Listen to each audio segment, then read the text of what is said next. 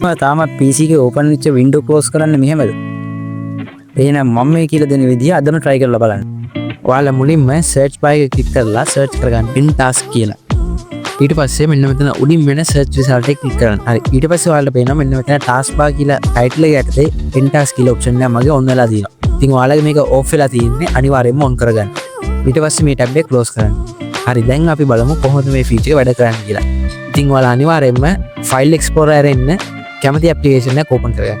ඉතින් මම මෙතන example එකක් දෙන්න මගේ YouTube එක open කරනවා. හරි. දැන් මේක background එකේ run වෙන ගමන් තියෙන අපි බලමු කොහොමද ඒක පරණ විදිහට නැතුව අලුත් විදිහට close කරගන්න කියලා.